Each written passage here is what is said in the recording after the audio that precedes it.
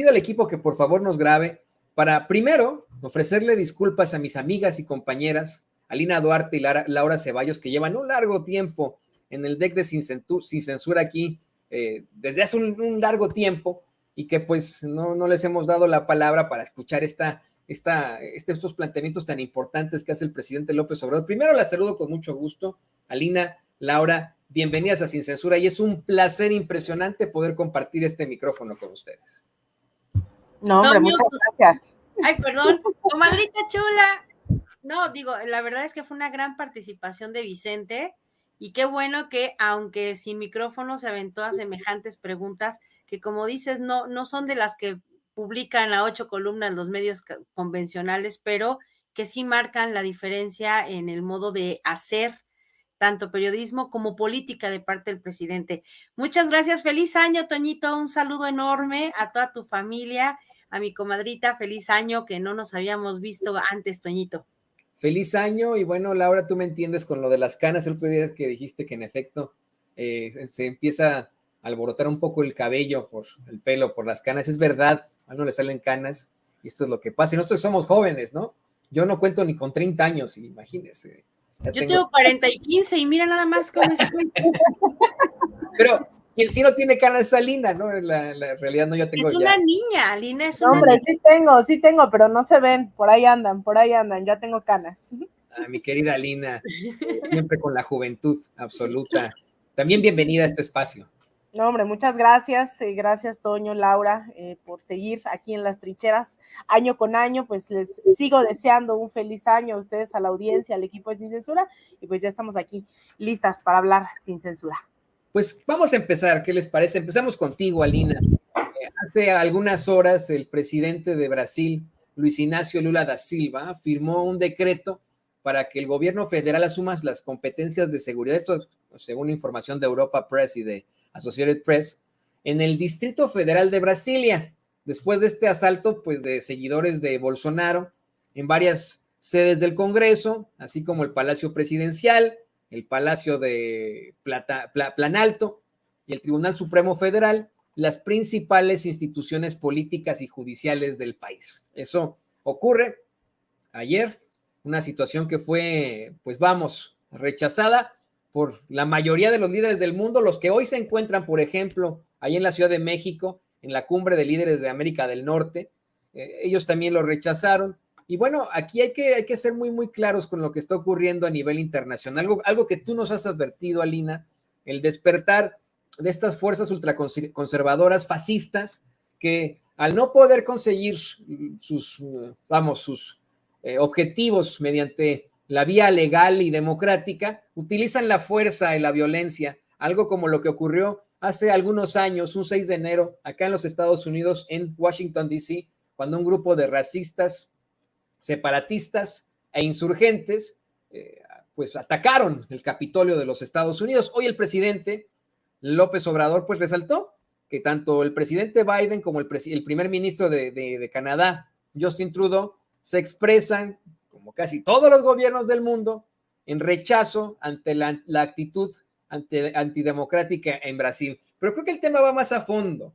Si bien es cierto, Bolsonaro no era del gusto de esta administración de Estados Unidos, pues sí fue del gusto de la administración de Donald Trump, no nos hagamos, ¿no? ¿Qué nos puedes decir de esto, querida Lina?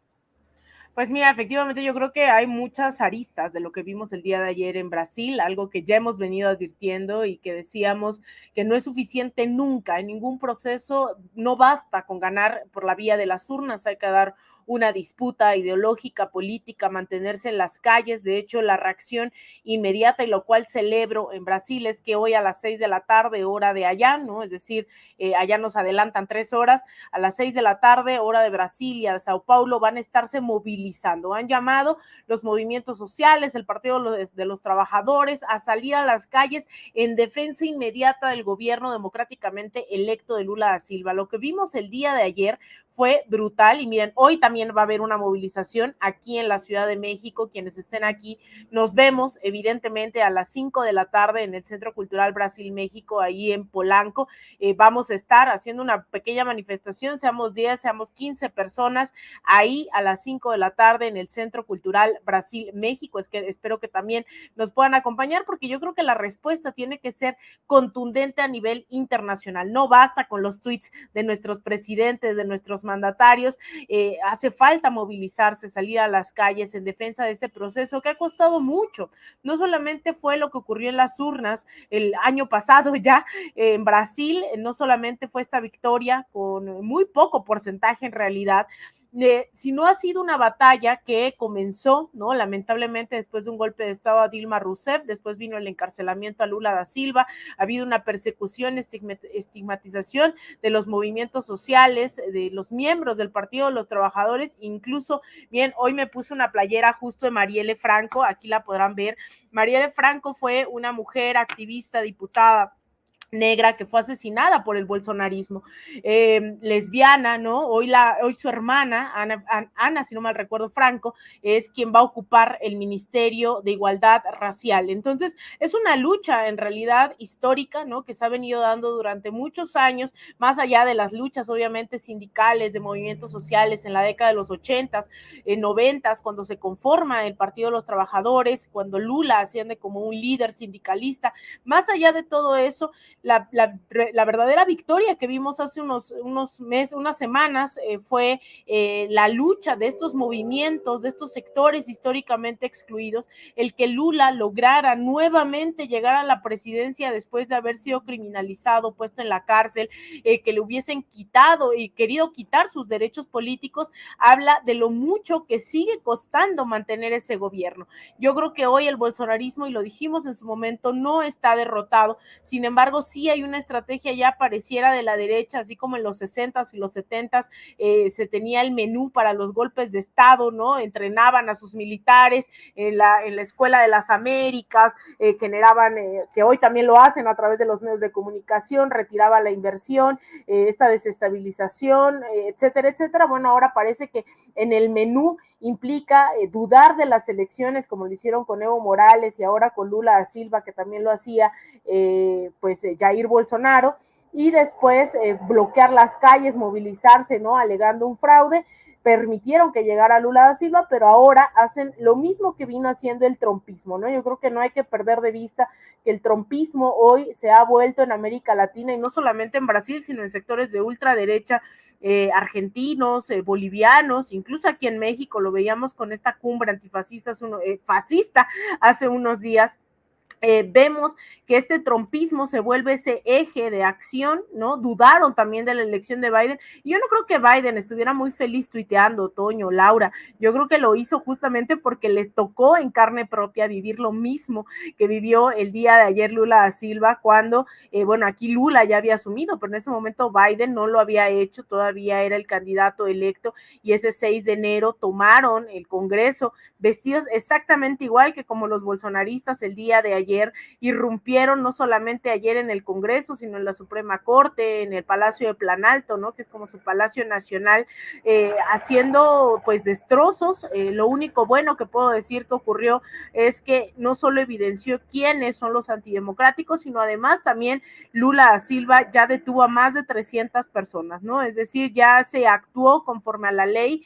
Son personas que cometieron delitos, ¿no? Eso es más que evidente, y que quienes alegan que el gobierno de Lula da Silva es antidemocrático y demás, pues ahí vemos quiénes realmente eran los antidemocráticos. Ahí parecen, miren, como hormigas subiendo ahí al Palacio de Planalto, decían que había muy poca seguridad. Creo que eso también deja la lección de que se subestima nuevamente a la derecha. Dijo Lula da Silva en este discurso el día de ayer que también iba a investigar quiénes habían financiado, porque ya hay ciertas investigaciones que llevarían a dar con Florida, ¿no? Que es en donde está Jair Bolsonaro, que hace unos minutos, tengo que confirmarlo antes de dar fake news, pero había varias notas ahí que se movían diciendo que estaba en el hospital Jair Bolsonaro, Bolsonaro, alegando fuertes dolores de estómago. Vamos a ver si esto es verdad o qué más, qué otra información se tiene, pero estas movilizaciones al parecer tendrían financiamiento y se habrían orquestado desde Florida, en donde se encuentra Jair Bolsonaro, donde se encuentra la ultraderecha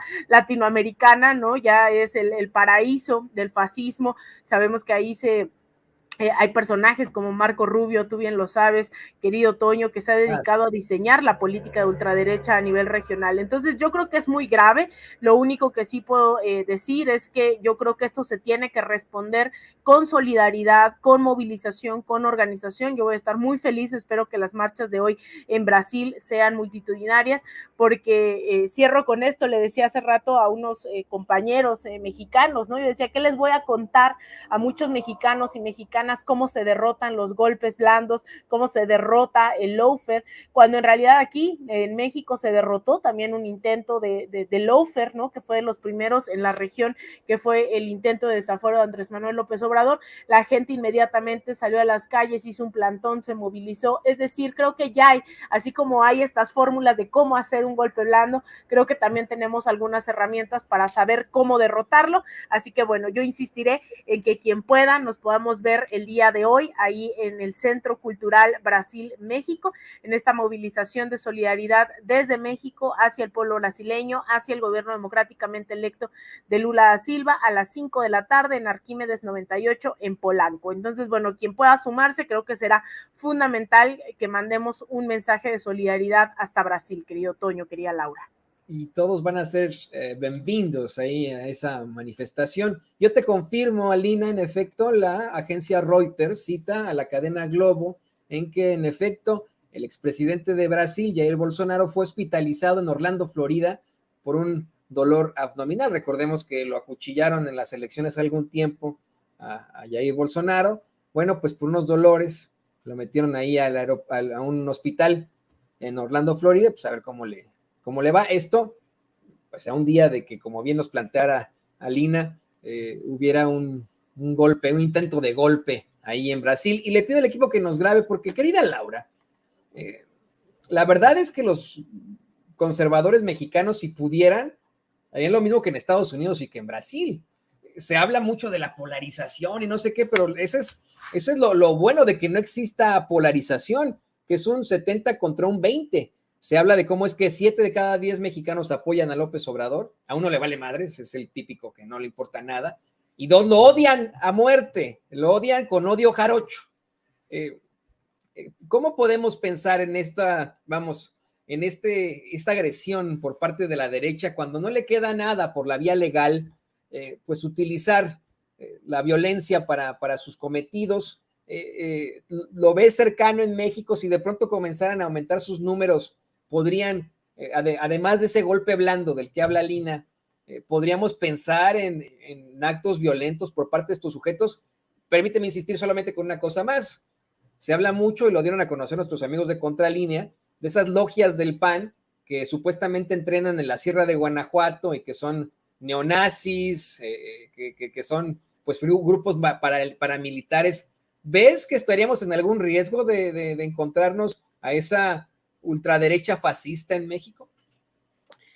Mira, como bien dice Alina, esta parte de hacer, de orquestar ataques a través de no solo de la desinformación, sino de la manipulación para que los que no están de acuerdo tengan estas reacciones violentas, no las podemos descartar. El que cierra los ojos y hace como que nada pasa, perdón, siempre hago la analogía, pues es como la caquita del gato, la tapas y haces como que no está, pero ahí está y está pudriendo todo lo demás. Y me parece que la mejor de las ideas es la información, la masificación de la realidad, y de manera pues bien directa, tratando de desestimar y de desmontar todas estas fake news que todos los días salen a contar historias de lo que no son, a hacer pues alegorías de la violencia, a ufanarse de la desestabilización.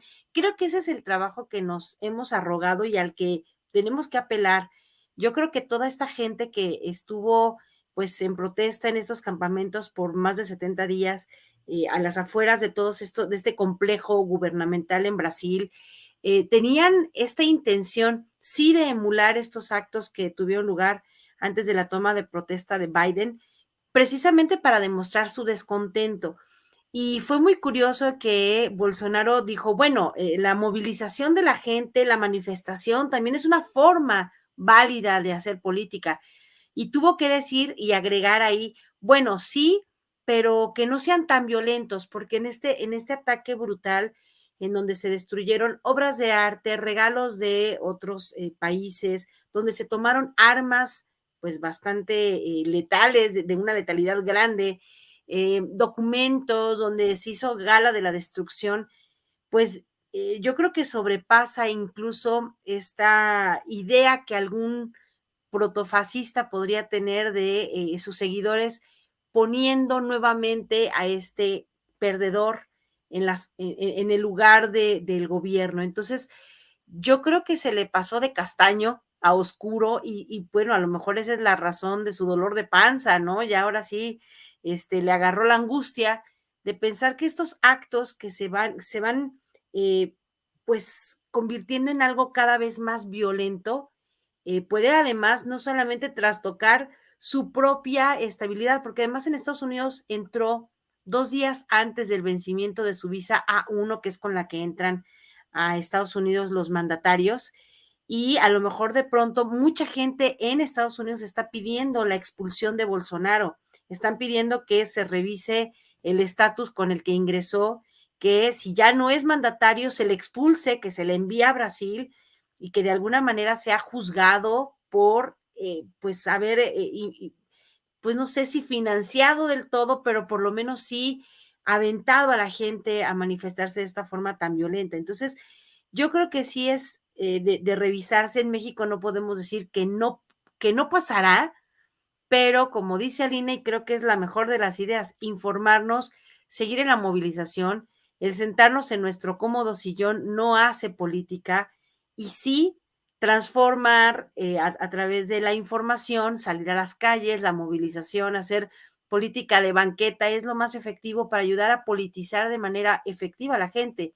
No, no polarizar, sino como dice el presidente, politizar para que la gente tenga de dónde agarrarse y entender el porqué de las cosas, y sobre todo no dejarse llevar por esos discursos de es que la vuelta al comunismo, es que el fantasma del socialismo, que altera el sentido de mucha gente que no tiene nada de conocimiento, pero la pura palabra es un fantasma que les ronda y les da mucho miedo sin conocer en realidad qué rayos es el comunismo y qué rayos es el socialismo. Pero sí es bien importante poner ahí sí que, como dice el dicho, nuestras barbas a remojar y hacer trabajo de territorio, pues siguiendo con esta información y esta difusión de lo que en México es el trabajo de la izquierda para evitar una vuelta en U que nos regrese a un punto sin retorno en donde le permitamos a estos sujetos que no tienen más que ganas de regresar a terminar de destruir México, que son los prianredemesistas, a los que no queremos volver a ver en el gobierno. Entonces, no es el miedo como tal de que ya los veamos, pero sí que se están organizando, tienen mucho dinero, no tienen la razón, pero tienen la lana. Entonces, creo que sí tenemos que estar poniendo nuestro granito de arena y prender nuestras alarmas, porque estas cosas surgen de un día para el otro y como dices, o sea, estos odiadores a ultranza, sin deberla ni temerla, odian a AMLO simplemente pues porque lo odian, porque los hicieron odiarlo desde 2003. Así que es probable que veamos a lo mejor alguna que otra manifestación así. La gente que ayer manifestaba su odio por Lula, querían que regresara a la cárcel. Fíjate nada más el despropósito, ni siquiera estuvo en la cárcel por algo justo, ni algo legal, pero decían que regrese a la cárcel, no merece gobernar Brasil. Entonces, sí, las mentiras de este tipo permean, calan hondo en el ánimo de la gente y no tenemos que permitir que sea el discurso con el que en México pretendan regresar pues a un lugar que no les corresponde y que siempre arrebatan de manera violenta, ¿no? No, y permítanme insistir en este tema. Yo sé que tenemos otros temas, pero creo que esto es fundamental que lo podamos seguir platicando. De hecho, le pido al equipo que nos grabe, porque fíjate algo que mencionaba Laura, querida Lina, sobre los perfiles de la derecha en México. Cuando fueron durante las 2 elecciones de Brasil, ya sabe usted que hubo una segunda vuelta, durante las 2 elecciones de Brasil tuvimos a panistas apoyando a Lula da Silva. Mucha gente decía, ¡ay! Los panistas apoyando a la izquierda latinoamericana, algunos, vimos cómo es que algunos incluso celebraban de Movimiento Ciudadano el triunfo de Lula da Silva. Los vimos, bueno, pues como muy tratando de dar a conocer que, según ellos, son una derecha moderada, ¿no? Especialmente la sobrina de Felipe Calderón y de Margarita Zavala, Mariana Gómez del Campo, esta señora por la que nadie ha votado nunca, que tiene única y exclusivamente pues cargos plurinominales, que no dudamos que tenga sus buenos estudios, que haya ido a las mejores escuelas privadas en México y a lo mejor las mejores universidades en el extranjero, no lo dudamos para nada, pero de que pues todo lo que ha obtenido es gracias a su apellido de alto pedorraje, no se puede cuestionar, ¿no? Ella era una de las que, o es una de las que plantea una supuesta derecha moderada, que no llega ni siquiera a estar a la par de esos que tú hablabas, querida Lina, que encabezaron esa reunión de fascistas, de profascistas en la Ciudad de México. Pero yo estoy convencido que cumplen con, pues vamos, con el concepto absoluto del libro de texto de fascistas, los derechistas mexicanos, ¿no? Todos ellos creen que tenemos que vivir en un sistema jerárquico de puestos, ¿no? Le apuestan siempre al individualismo, que es exactamente lo mismo que lo que siempre menciona el presidente López Obrador. Creo que pues están muy cerca, a pesar, no cerca, son, ¿no? A pesar de que se deslindan muchas veces de Santiago Abascal, de Vox, se deslindan de este cuate, el artista, bueno, artista que va a ser, ¿no? El actor ¿cómo se llama, don David, doña? Recuérdenme, este cuate que bien que iba a dar la vuelta ahí con Peña Nieto en su Air Force mexicano One, se me fue su nombre, ¿se acuerdan ustedes? Verástegui, Eduardo Verástegui. Bueno, considera, Salina, que están cercanos en la derecha mexicana, que se dice moderada, que plantea así Mariana Gómez del Campo, de verdaderamente los Eduardo Verástegui, que estarían, vamos, detrás de este trompismo del que hablas, de esa ultraderecha mundial que simple y sencillamente está buscando restablecer el fascismo en el mundo. Mira, totalmente. Yo creo que cuando digo que no hay que subestimar a la derecha es este tipo de cosas que ya nos pusieron sobre la mesa, ¿no? Hace unas semanas que vinieron aquí a la Ciudad de México todos estos fascistas, incluso el hijo de Jair Bolsonaro, quien está implicado, les decía, en el asesinato de Marielle Franco. Estos personajes vinieron prácticamente a hacer menos a los panistas, ¿no? Este sector que se dice de derecha, pero que para los estándares de la ultraderecha no cumplen con lo que ellos quisieran, ¿no? Menos derechos, menos democracia, más autoritarismo, tomar, ¿no? Por sus propias manos la justicia, que es lo que hacen no solamente los trompistas, sino también ahora los bolsonaristas. Hoy en México vemos que hay este tipo de personajes, ¿no? Como el mismo Gabriel Cuadri, Mariana Gómez del Campo, ahora estamos viendo a América Rangel, que está desbancando incluso a Kenia López Rabadán, a Lili Telles, Xochitl Gálvez. Es decir, hay personajes muy claros en México de aquellos y aquellas que están buscando, ¿no? Incluso ahora con el golpe de Estado en Perú, decía esta mujer, América Rangel, diputada federal del PAN, decía algo así como quitaron a su presidente y lo van a encarcelar, dice, están viviendo mi sueño, ¿no? Se refería así al golpe en Perú.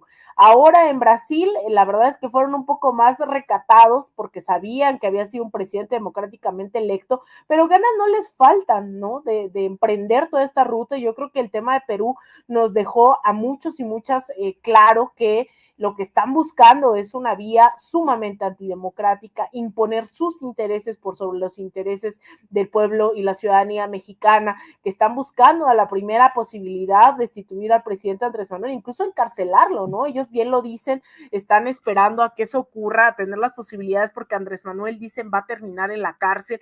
Entonces yo creo que no hay que minimizar estas expresiones neofascistas en todo el continente, como tampoco hay que minimizar que el proceso que tenemos enfrente tiene que ser de politización, de concientización, de formación, ¿no? Yo estoy muy feliz ahora de estar en el Instituto de Formación Política, porque hemos hecho talleres increíbles sobre internacionalismo, sobre formación. Estaremos anunciando en unas semanas también ahí algunos cursos, los estamos terminando estas semanas, estamos afinando detalles también para nuestros paisanos, paisanas, ahí vamos a estar difundiendo.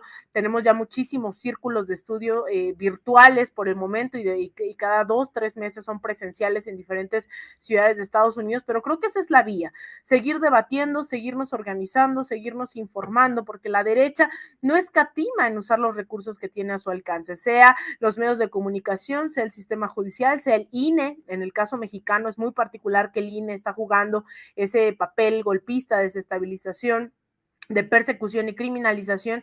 El INE no es menor el rol que está jugando dentro de nuestra democracia, dentro de nuestro proceso el día de hoy en México, a diferencia de otros países, allá son otros poderes judiciales, etcétera. Aquí creo que es muy claro el rol del INE, así que bueno, yo creo que ya tenemos todo sobre la mesa, ya solo hace falta que sigamos siendo más conscientes de lo que necesitamos, que es más organización, más información a través de estos espacios que hacen un contrapeso brutal a las narrativas de los medios de comunicación, y sobre todo que no abandonemos las calles, que no abandonemos nuestras trincheras, porque mucha gente confunde tomar el gobierno con tomar el poder, y son cosas totalmente distintas, querido Toño, querida Laura.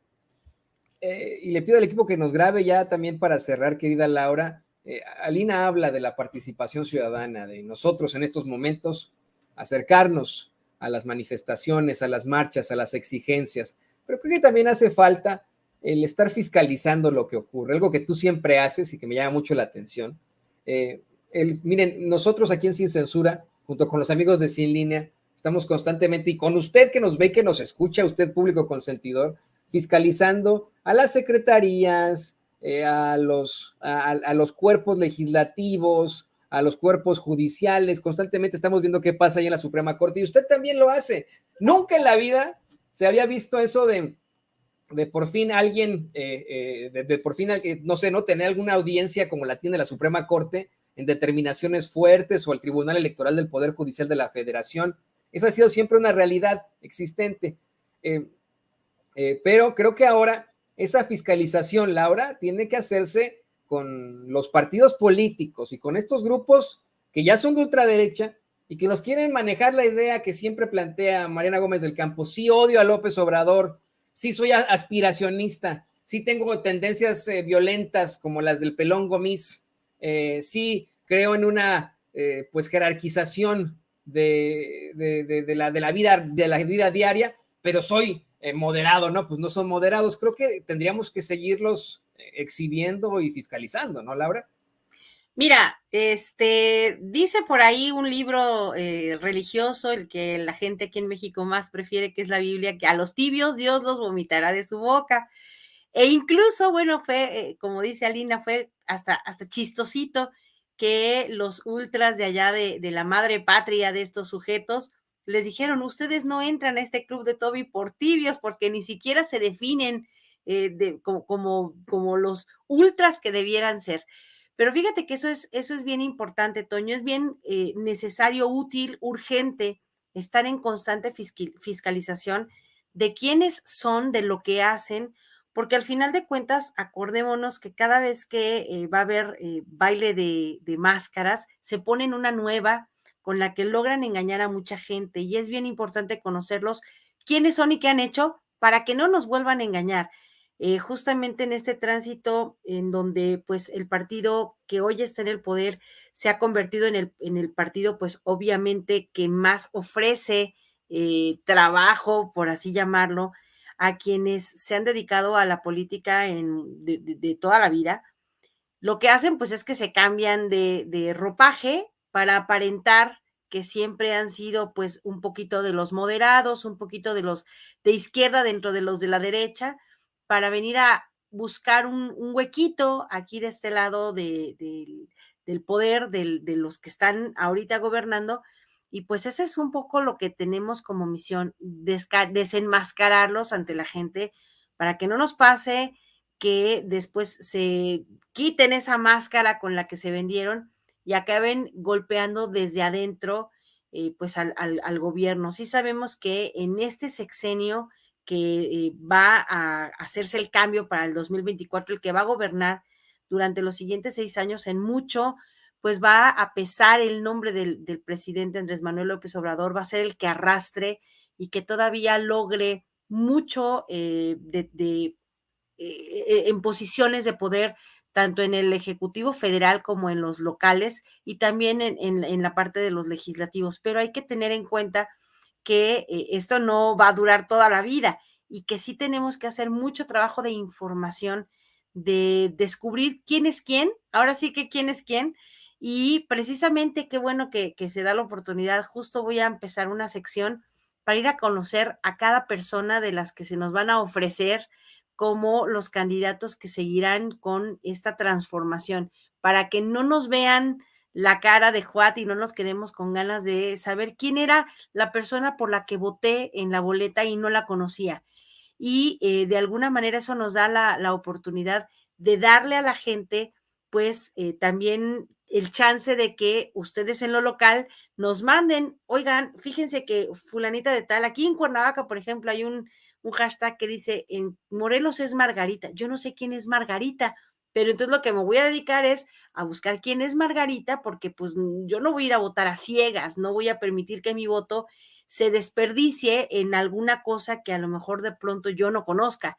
Entonces, la idea es empezar a trabajar justo con los perfiles de quienes se ofertarán como los siguientes políticos y obviamente durante todo este tiempo que ha ocurrido o transcurrido entre que llegaron al poder y este momento, pues también es la oportunidad de ver qué es lo que han hecho como políticos, como personas encargadas de una curul, por ejemplo, o de un gobierno, porque tampoco nos pueden volver a quedar a deber y dejar el nombre de un movimiento que ha costado pues tanto tiempo y tantas vidas en mal para que la gente se decepcione y precisamente demos la vuelta en U y acaben votando por un gobierno que destruya lo mucho o poco que se ha logrado en este tiempo de el gobierno de López Obrador, tal como ocurrió en Argentina o en Brasil o en Bolivia o la larga lista de países de Latinoamérica en donde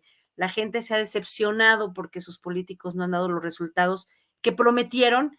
Entonces, bueno, aquí es involucrarnos todos, tanto la gente que está del otro lado de la pantalla en su teléfono, en su computadora, como nosotros para averiguar quién es quién y que no nos anden quedando a deber con falsas caretas y falsos ropajes de idealistas de izquierda que siempre han estado del lado de la derecha, ¿no?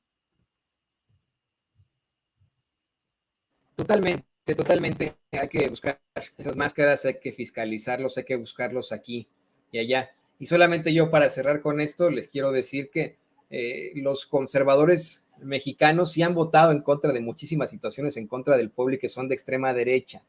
En estas reformas, en contra de las reformas que tienen que ver con el sistema electoral, con nuestras situaciones de energía.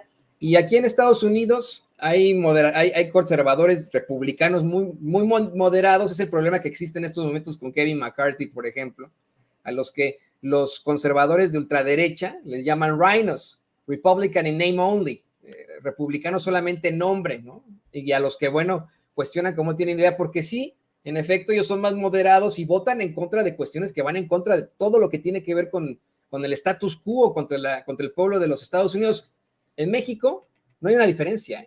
Esos conservadores del PRI, del PAN, del PRD han votado completamente en contra del pueblo una y otra vez. Les hemos llamado traidores a la patria. Así que en esa tiene que quedar. Y bueno, pues querida Laura, querida Lina, Laura, comenzamos contigo. ¿Por qué no nos compartes tus redes sociales para que la gente se ponga en contacto contigo?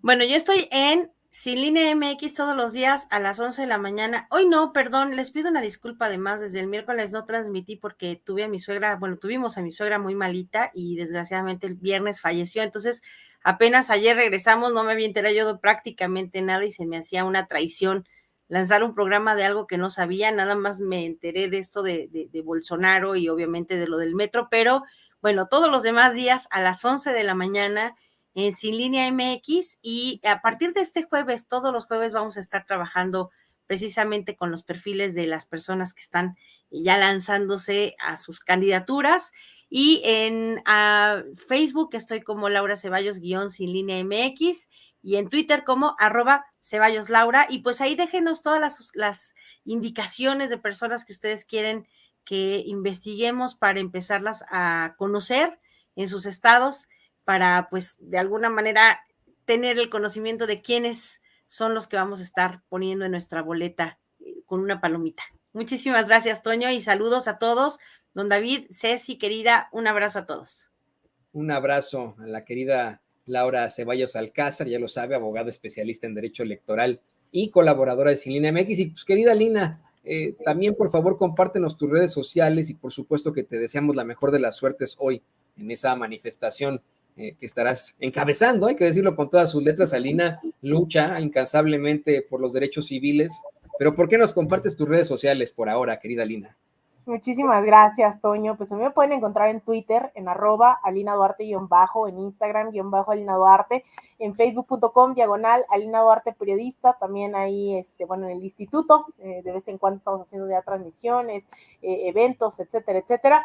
Y pues también nos vemos el día de hoy a las 5 de la tarde, les decía yo anteriormente, en esta movilización en el Centro Cultural Brasil-México, en donde demostraremos pues solidaridad con el pueblo brasileño después de estos embates, intentos golpistas en contra del gobierno democráticamente de Lula da Silva. Estaremos ahí a las 5 de la tarde, y también pues les invito ahí haciendo promoción, estaré subiendo nuevamente a mis redes sociales este programa para quien les interese exactamente el tema de Brasil. Hace unos días pusimos al aire justamente esto, no quiero tener boca de profeta, pero pareciera que los análisis no estaban tan errados, los grandes desafíos que tendrá esta administración, empezando por el fenómeno bolsonarista. Así que bueno, ahí es un programa que hicimos para Canal 14, para los medios públicos, ahí lo estaré difundiendo nuevamente para quien le interese el tema. Y pues bueno, te mando un abrazo, querido Toño, a Ceci, don David, a Vicente, mi comadre Laura Ceballos, y pues obviamente a toda la audiencia tan bella, nuestras moderadoras ahí en el chat, les mando un abrazo, y bueno, seguimos aquí listas para seguir hablando sin censura durante todos estos días. Ahí la tiene usted también, a la queridísima Alina Duarte, corresponsal de Sin Censura y gran luchadora por los derechos civiles. Vamos a una pausa muy, muy corta, pero regresamos en cuestión de minutos. Estás escuchando Sin Censura con Vicente Serrano. ¿Sabía usted que hay abogados que le explican sus opciones antes de que usted pague un centavo? Visite las oficinas de Asociados de México, donde bajo la asesoría de la abogada Lourdes Monteagudo se evaluarán sus inquietudes y se determinará de la manera más rápida y económica de resolver sus asuntos migratorios, divorcios, todo tipo de accidentes, tráfico y otras inquietudes que le quitan el sueño. En español, en familia y completamente gratis. Llame para una cita al 773-847-6465 o visítelos en el 1837 al oeste de la Cermak Road en Chicago. Mamá, muchas gracias por el carro que tú y papá me ayudaron a comprar. Ya mero le va a tocar su primer servicio. De nada, hija. A tu papá y a mí nos interesa tu seguridad. Y hablando del servicio de tu carro, deberías de llevarlo a Tecnicentro Automotriz, en la calle 26. ¿A la 26? Tú más que nadie sabes lo que papá sufrió al llevar su carro con mecánicos que se dicen ser de la raza. Yo estoy pensando llevarlo al dealer. Mija, ¿cómo crees que solucionó tu papá los problemas con los mecánicos? En ese taller siguen dándole mantenimiento a nuestros carros. Soy tu mamá y no te daría un mal consejo. Tienes razón, mamá. ¿Y dónde está Tecnicentro Automotriz o a dónde les llamo? Mira, ellos están en el 3017 al oeste de la calle 26. Les puedes llamar al 773-579-0118 o imprime sus cupones y ofertas en tecnicentroauto.com. Y no se te olvide darle un like en Facebook. Estás escuchando Sin Censura, las noticias como son. Amigos, amigas, dicen que amor con amor se paga, y si usted va a contratar servicios de cable e internet, le recomiendo los paquetes especiales para la audiencia de censura que ofrece nuestra amiga Dolly. Mire, tiene cable con más de 200 canales e internet Wi-Fi de alta velocidad por solo $99 al mes. Y usted, ojo, tiene que pedir los regalos para que nos dé todos los detalles. Vamos con Dolly en vivo y en directo. Querida Dolly, ¿cómo estás? Muy buenas tardes. Muy buenas tardes, mi querido Vicente, y aquí estamos con las ofertas, las promociones, los descuentos y los grandes especiales con nuestro servicio de cable e internet por tan solo $99 mensuales. Deportes, novelas, películas